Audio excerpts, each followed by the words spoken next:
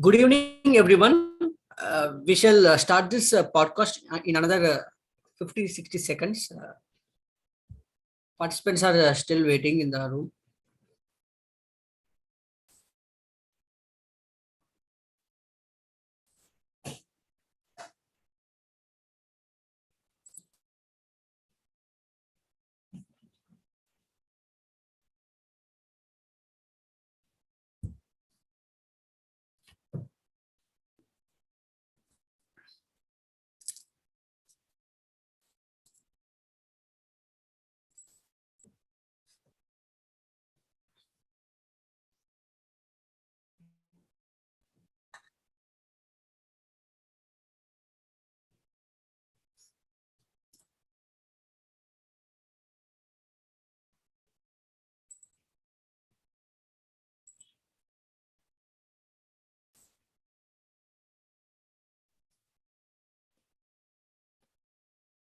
I think we are good to go now. A very good evening, everyone. Welcome to After Hours with William O'Neill India.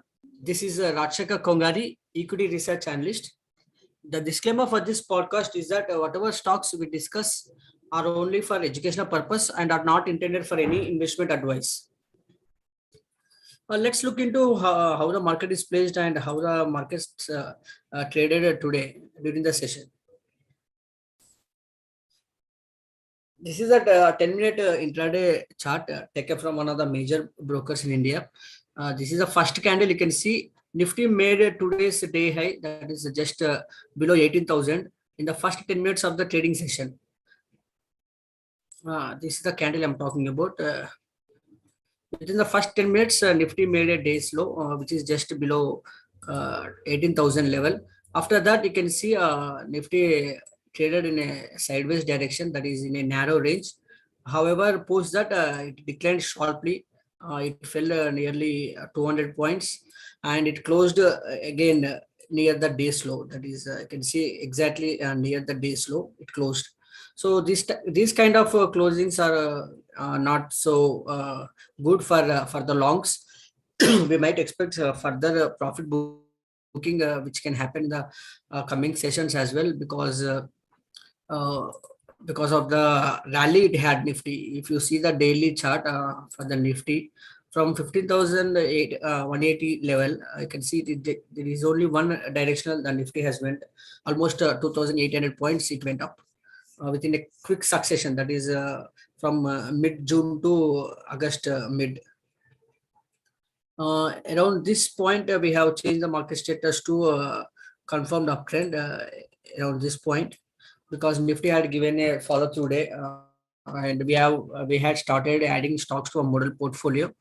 After changing the market status to confirmed uptrend, Nifty had one distribution day, this candle, because the volume on that particular day was higher than the previous session and the fall was more than 0.2%.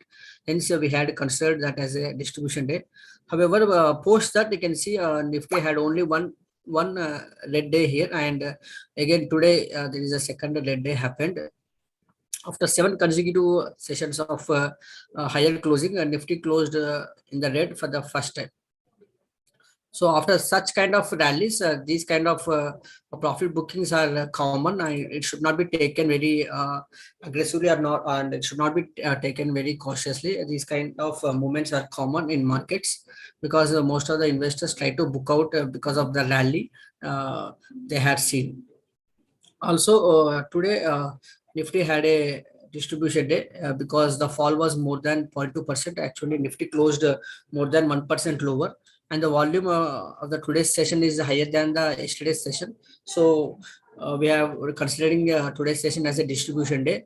So the current distribution day count is at 2, which is not so bad. If there is any further accumulation of distribution days around 4 to 5, then we might change the status to after another pressure. When that happens, our aggressive nature will come down. That is, adding stocks to model portfolio will be taken very cautiously. That only strong breakouts will be added. We look for booking out stocks, model portfolio stocks, if there is any signs of weakness in our model portfolio stocks. Talking about today's gainers and losers on the Nifty 50 index, there are only 6 stocks which have closed higher on the Nifty 50 index.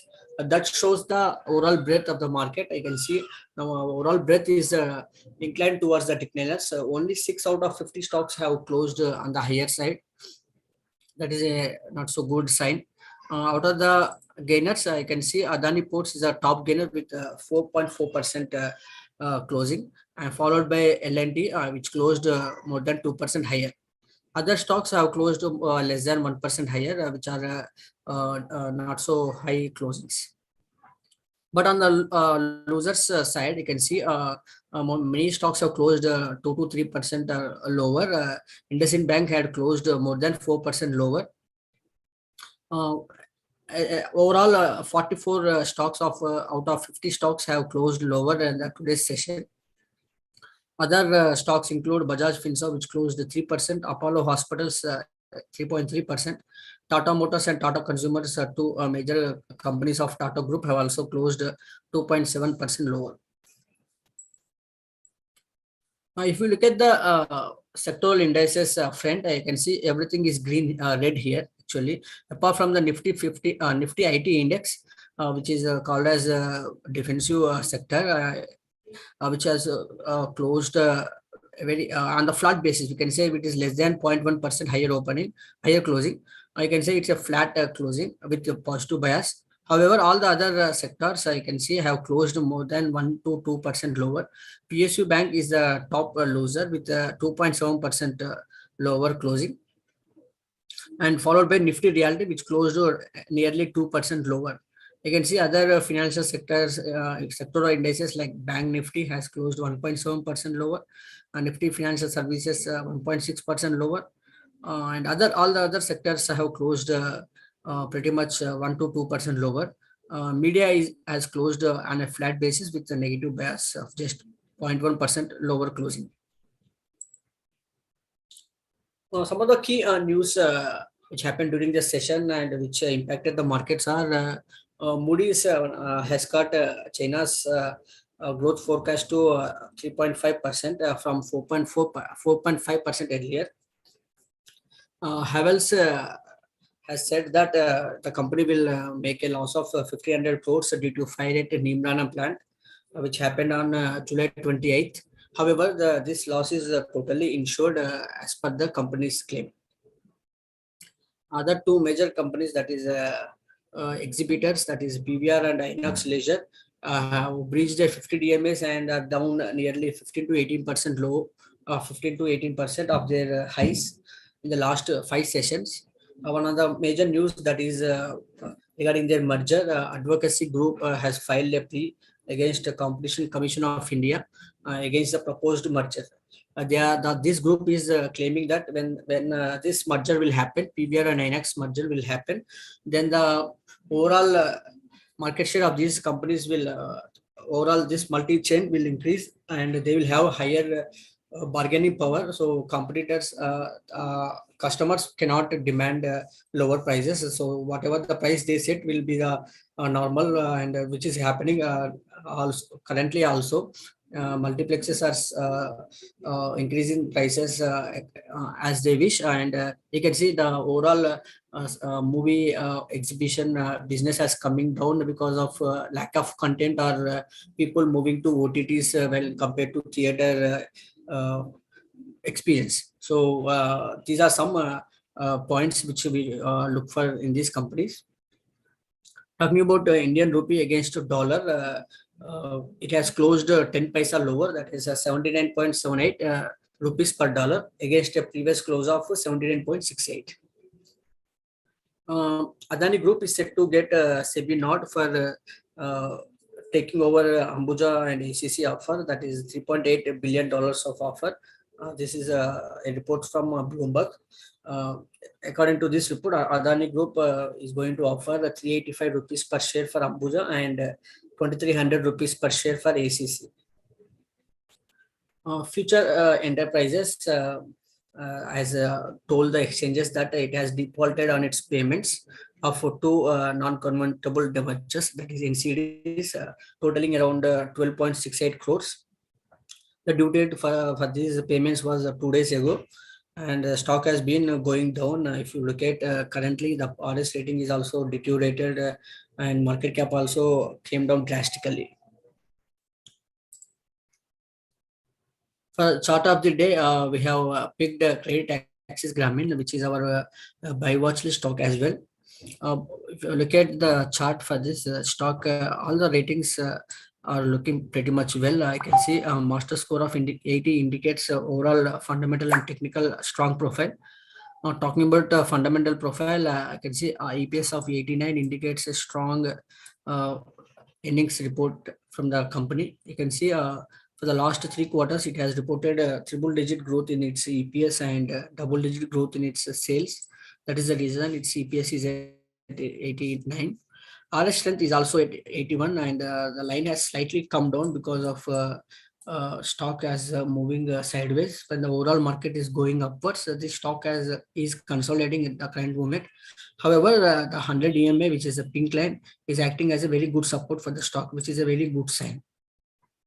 Also, if you look at this trading area, after trading near the pivot area, the stock has come down slightly. This is another handle like a formation, and you can see the volumes also. There are most of the red volumes are below average. That indicates weak hands are getting out or shaken out from this stock, and finding a support from 100 EMA is a very good sign. That is, big investors are giving support for the stock. You can see number of funds for the investor in the stock has been growing higher. Currently, there are nearly 150 funds invested in the stock, which is a very good sign. And increasing institutional sponsorship is very good. Whenever there is some turbulence in the market, these institutions will definitely give support to fundamentally strong companies. And overall, everything about the company ratings wise and technical fundamental wise, it is looking pretty much good. And currently, it is trading around 5 to 6% below its pivot. If it comes back to its pivot range of 1100 and 1100 level, we might add it to a portfolio, given the volume is also on the higher side on the day of breakout. And we would also want the RS line to slightly move towards the higher side rather than going on the lower side.